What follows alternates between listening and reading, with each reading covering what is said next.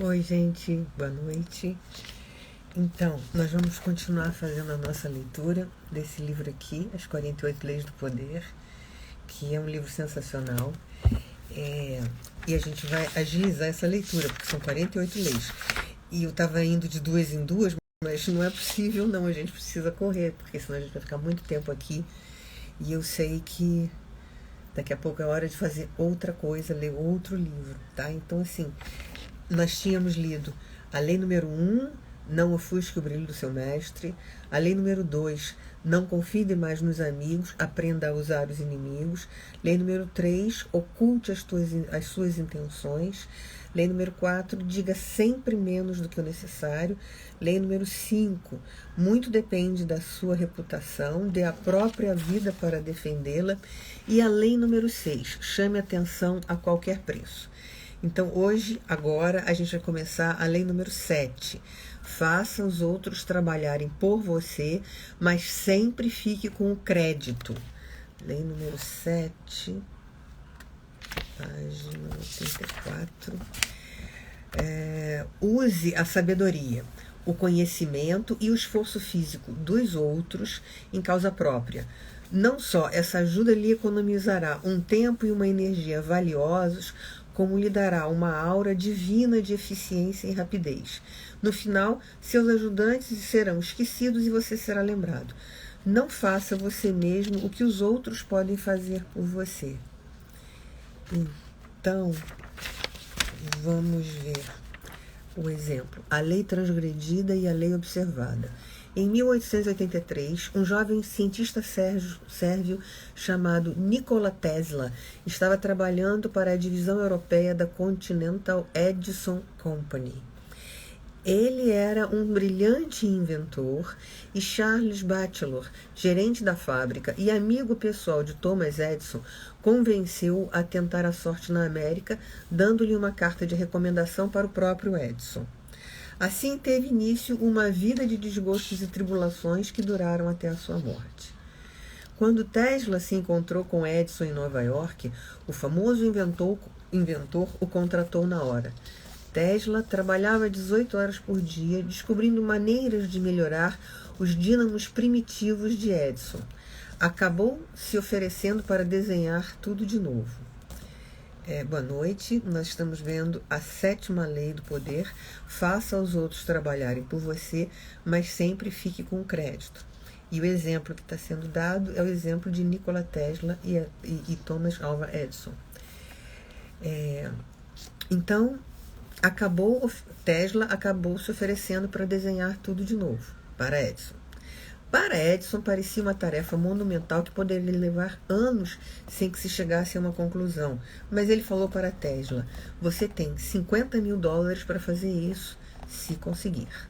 Tesla batalhou dia e noite no projeto e, já em um ano, apresentou uma versão bem melhorada do dínamo, completa, com controles automáticos. Ele foi contar a novidade para Edison e receber os seus $50.000. Edison gostou das melhorias, pelas quais ele e sua empresa ficariam com o crédito. Mas quanto ao dinheiro, ele disse ao jovem sérvio: Tesla, você não compreende nosso humor americano. E ofereceu, em vez disso, um pequeno aumento.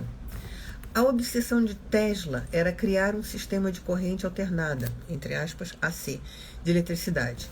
Edison acreditava no sistema de corrente contínua, entre aspas, DC. E não só se recusou a apoiar a pesquisa de Tesla, como mais tarde fez o possível para sabotá-lo. Tesla voltou-se para o grande magnata da Pittsburgh, George Westinghouse, que tinha aberto sua própria empresa de eletricidade.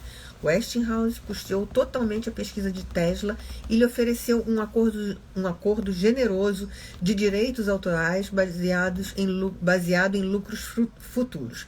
O sistema AC que Tesla desenvolveu ainda é o padrão usado hoje em dia, mas depois de registrar as patentes em seu nome, outros cientistas se apresentaram reivindicando o crédito da invenção, alegando terem feito o trabalho inicial para ele. Seu nome se perdeu na confusão e o público passou a associar a invenção ao próprio Westinghouse. Um ano depois, Westinghouse perdeu o controle da empresa para J.P. Morgan que o fez rescindir o generoso contrato de direitos autorais que tinha assinado com Tesla. Westinghouse explicou ao cientista que sua empresa não sobreviveria se ele tivesse que lhe pagar direitos autorais plenos. Ele convenceu Tesla a aceitar a compra das suas patentes por $216 mil, uma grande quantia sem dúvida, porém muito menor que os 12 milhões que valiam na época. Os financistas tinham despojado Tesla do dinheiro, das patentes e, essencialmente, do crédito pela maior invenção de sua carreira.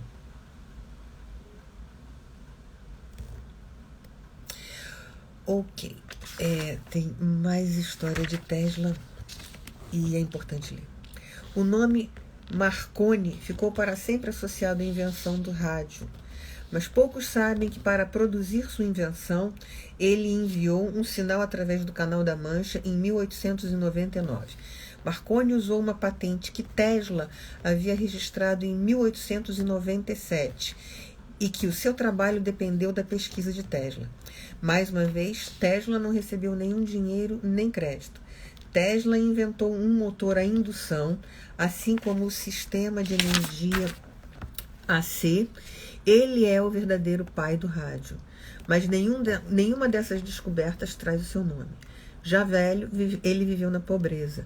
Em 1917, durante os anos em que viveu pobre, disseram a Tesla que ele receberia a medalha Edison, conferida pelo American Institute of Electrical Engineers. Ele recusou a medalha. Os senhores estão me propondo, disse ele, me homenagear com uma medalha que eu vou prender no casaco e ficar me exibindo para os membros do seu instituto durante uma simples hora. Vão decorar meu corpo e continuar deixando morrer a míngua por falta de reconhecimento a minha mente e os seus produtos criativos que forneceram a base principal para a existência do seu instituto. E uma frase de Edison: todos roubam no comércio e na indústria. Eu mesmo roubei muito, mas sei como roubar. Thomas Edison, 1847-1931.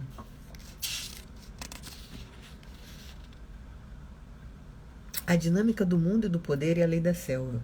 Há os que vivem caçando e matando. Há também um vasto número de criaturas, hienas e abutres, que vivem do que os outros caçam. Esses últimos, tipos menos imaginativos, com frequência são incapazes de fazer o trabalho essencial para a criação do poder. Eles compreendem desde cedo, entretanto, que, se esperarem bastante, sempre encontrarão outro animal para trabalhar por eles. Não seja ingênuo. Agora mesmo, enquanto você se esforça em algum projeto, existem abutres ao redor tentando imaginar um jeito de sobreviver até prosperar com sua criatividade. Essa é uma afirmação pesada, mas está aqui e a gente lê. Imagem dessa lei, o abutre.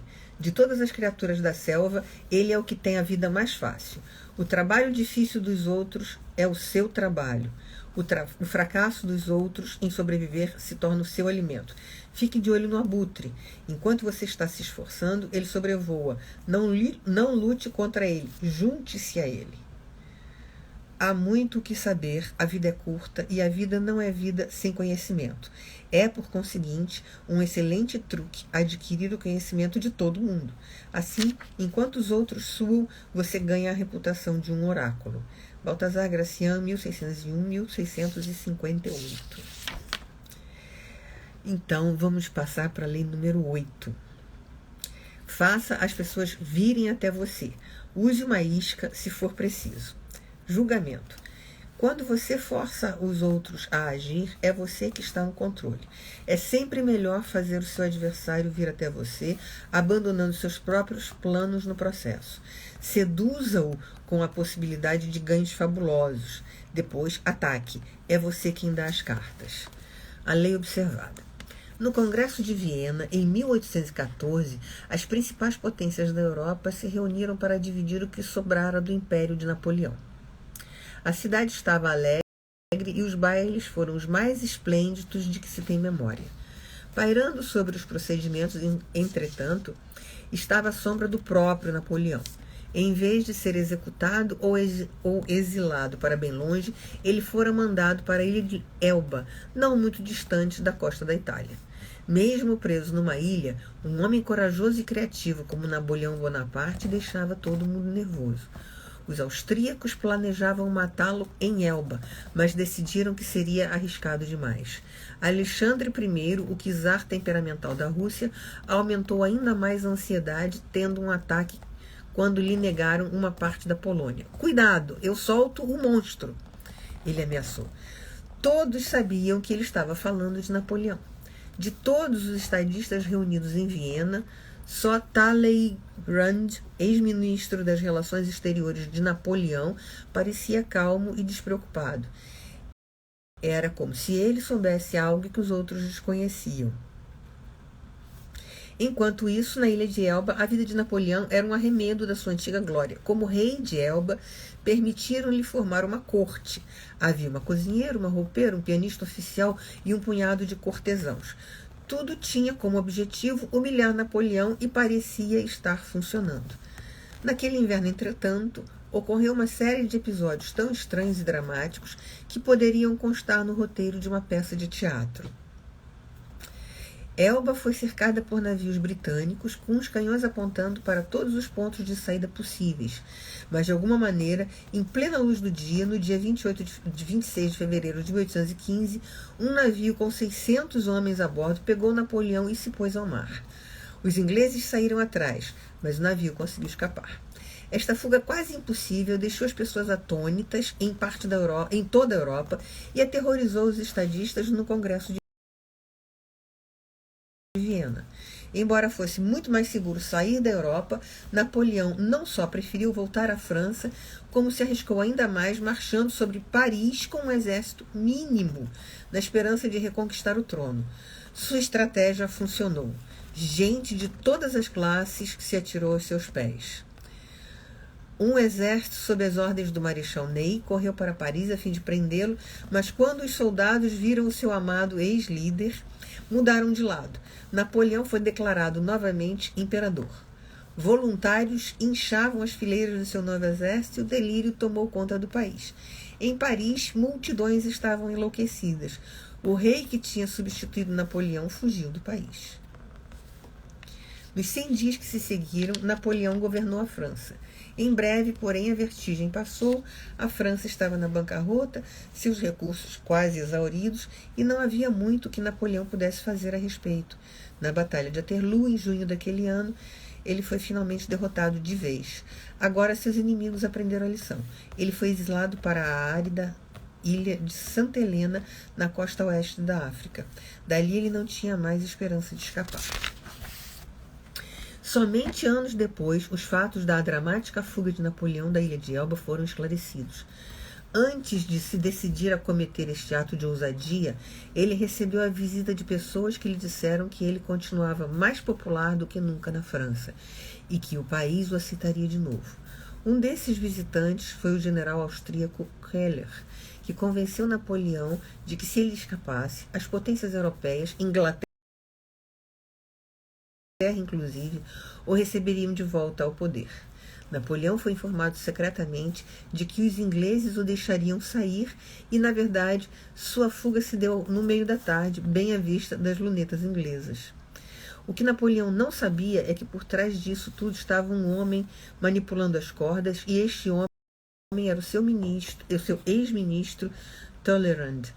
E Talleyrand estava fazendo tudo isso não para trazê-lo de volta aos seus dias de glória, mas para acabar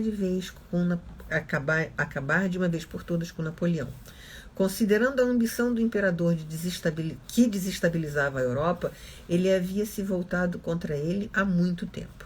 Quando Napoleão foi exilado para a ilha de Elba, Talleyrand protestou. Napoleão devia ser mandado para mais longe, argumentou ele, ou a Europa jamais teria paz. Mas ninguém escutou. Em vez de forçar sua opinião, Talleyrand esperou. Trabalhando em silêncio, ele acabou convencendo 2 ministros do exército da Inglaterra e da Áustria. Juntos, esses homens jogaram a isca e Napoleão engoliu. Até a visita de Keller para sussurrar a promessa de glória aos ouvidos do exilado faziam parte do plano. Como um perito jogador de cartas, Talleyrand imaginou tudo com antecedência. Ele sabia que Napoleão cairia na sua armadilha, previu também que Napoleão levaria o país a uma guerra, a qual, dada a sua situação de debilidade em que encontrava a França, só poderia durar poucos meses.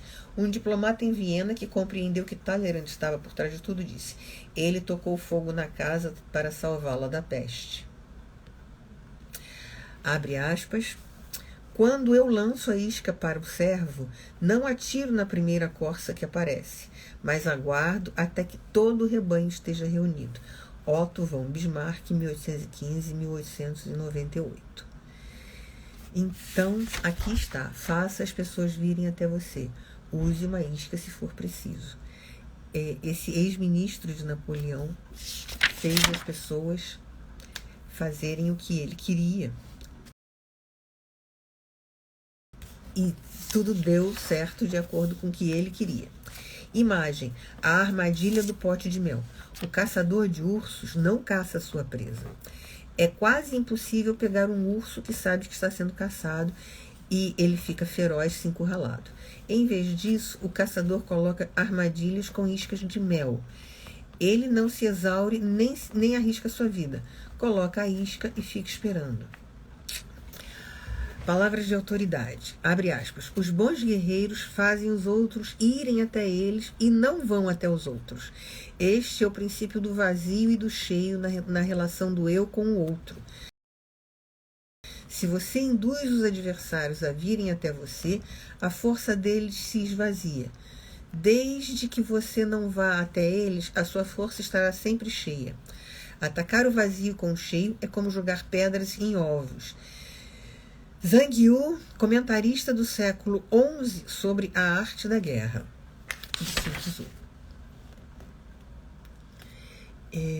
Nós temos um tempinho, então eu acho que a gente pode entrar na lei número 9. A lei número 9 é: vença por suas atitudes, não discuta. Qualquer triunfo momentâneo que você tem alcançado discutindo é, na verdade, uma vitória de pirro. O ressentimento e a má vontade que você desperta são mais fortes e permanentes do que qualquer mudança momentânea de opinião. É muito mais eficaz para os outros concordarem com você por suas atitudes sem dizer uma palavra. Demonstre, não explique. Então, vamos ver a lei observada ou a lei transgredida? O que é mais importante? A lei observada é mais curta, então vamos ver a lei transgredida é mais curta, então vamos para ela. Em 131 a.C., o cônsul romano Públio Crassus Dives Mucianus,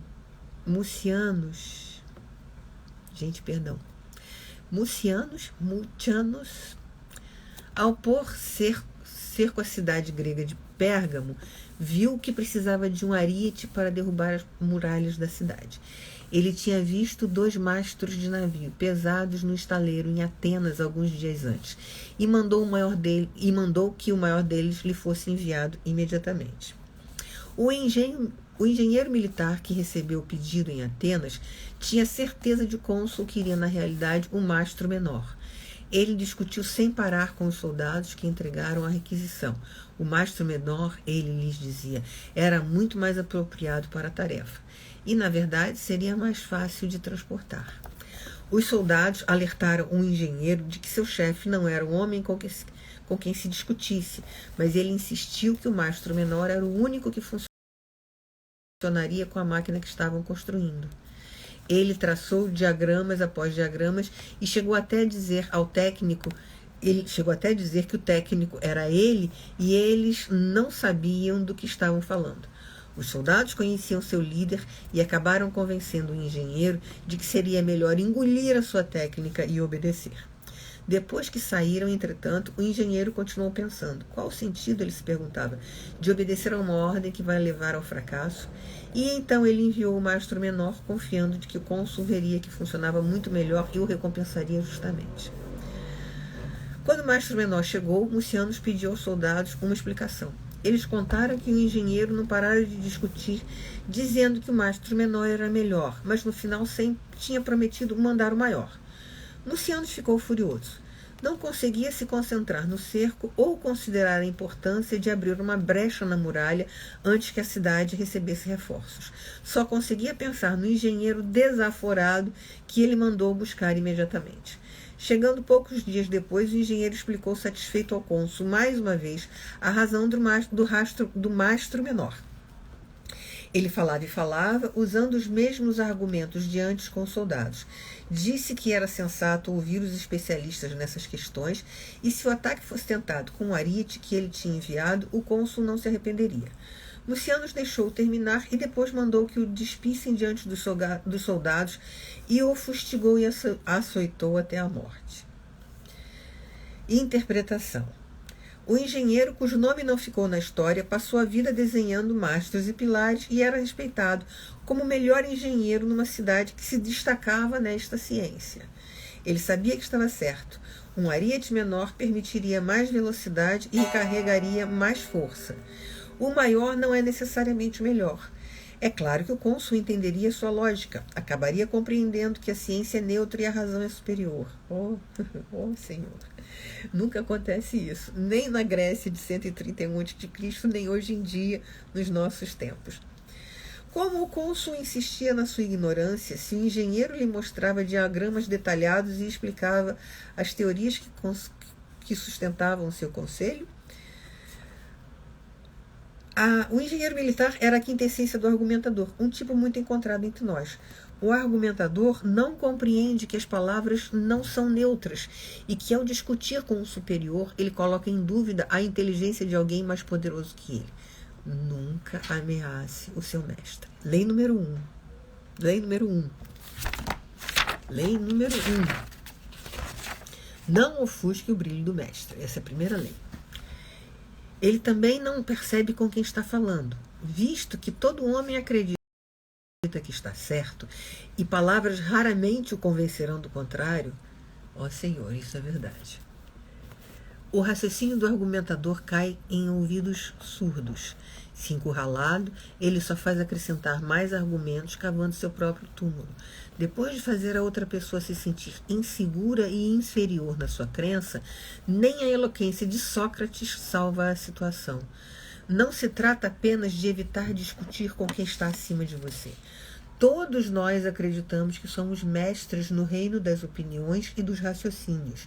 Você precisa tomar cuidado, portanto, aprenda a demonstrar a certeza de suas ideias indiretamente. Imagem. A gangorra. Para cima e para baixo, para cima e para baixo, seguem os que discutem sem chegar rápido a lugar algum. Desça da gangorra e mostre a eles o que você quer dizer sem forçar nada. Deixe-os no topo e que a gravidade os traga gentilmente até o chão. Autoridade. Não discuta. Em sociedade, nada deve ser discutido. Dê apenas resultados.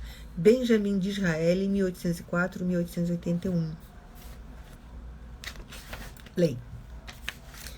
Deixa eu ver aqui se a gente pode ir até a lei número 10.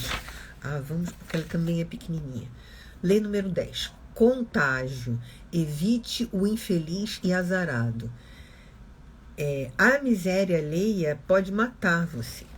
Estados emocionais são tão contagiosos quanto as doenças.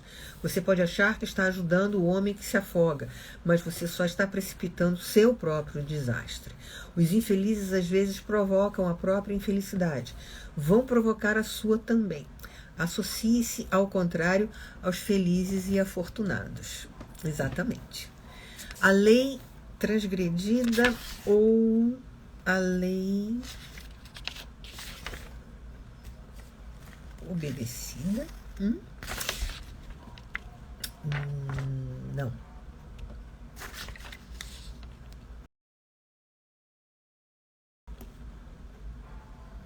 Vamos lá ver a lei transgredida. Nossa, não. Vamos ler Leonardo da Vinci, gente.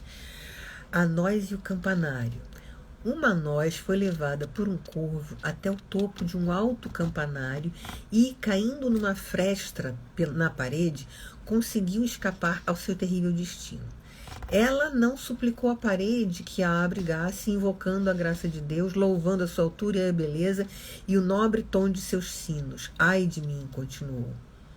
Não, desculpe, gente. Ela então suplicou à parede que a abrigasse, invocando a graça de Deus, louvando a sua altura e beleza e o nobre tom de seus sinos. Ai de mim, continuou, como não fui capaz de cair sobre os verdes ramos da minha velha mãe e me deitar no terreno pôuseo, coberta por suas folhas secas. Você, pelo menos, não me abandone. Quando me vi no bico do cruel corvo, jurei que, se escapasse, terminaria a vida num pequeno buraco. Ouvindo essas palavras, a parede, compadecida, de bom grado, abrigou a noz ali onde ela havia caído. Em breve, a noz se abriu, as raízes se estenderam pelas fendas, forçando a passagem. Os brotos avançavam em direção ao céu. Logo estavam mais altos do que o prédio, e à medida que as raízes retorcidas engrossavam, iam derrubando paredes e deslocando as velhas pedras. Então a parede, tarde demais e inutilmente, lamentou a causa da sua destruição, e em pouco tempo só restaram ruínas. Leonardo da Vinci, 1452-1519. Então, essa é uma fábula de Leonardo da Vinci, temos que dar ouvidos. Evite o infeliz e azarado.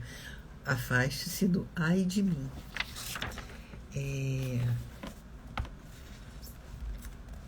Vamos também ler aqui uma outra coisa desse capítulo interessantíssimo.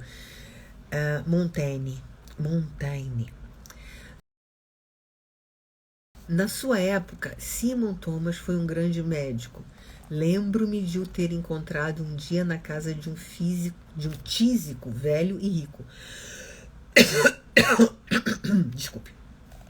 Ele dizia ao paciente, discutindo a sua cura, que um dos meios para se conseguir isto era permitir que eu privasse da sua companhia. Ele fixaria os olhos na frescura do meu rosto e os pensamentos na alegria transbordante e no vigor da minha jovem masculinidade, enchendo seus sentidos com as flores da minha juventude. Talvez ele se sentisse melhor. Esqueceu-se de acrescentar que eu poderia me sentir pior. Montaigne, 1533-1592. Isso mesmo. Ai, com certeza. Essa é uma observação interessante. Então, queridos, este é o... vamos ler aqui. A imagem dessa lei, número 10, contágio, evite o infeliz e azarado. A imagem que o autor coloca é um vírus despercebido. Seus próprios problemas... um vírus despercebido. Ele entra pelos seus poros, sem avisar, espalhando-se silenciosa e lentamente. Antes que você perceba o contágio, ele já o pegou. Essa é uma imagem clássica de contágio, tá? Autoridade. Reconheça o afortunado de modo a poder escolher sua companhia e o desafortunado para poder evitá-la. O infortúnio é, em geral, uma tolice, e entre os que sofrem dela não há doença mais contagiosa. Não abra sua porta para a menor das infelicidades, pois se fizer, muitas outras virão em seguida. Não morra da infelicidade alheia. Baltasar Gracian, 1601-1658. O inverso, esta lei não aceita o inverso. A sua aplicação é universal. Nada se lucra associando-se com quem pode contagiar com sua miséria. Só se obtém poder e sorte associando-se com os afortunados. Ignore essa lei por sua própria conta e risco. E assim termina a nossa leitura de hoje. Eu vou anotar as leis que nós lemos. Espero que vocês tenham gostado. E amanhã, se Deus quiser, teremos mais. Um beijo carinhoso.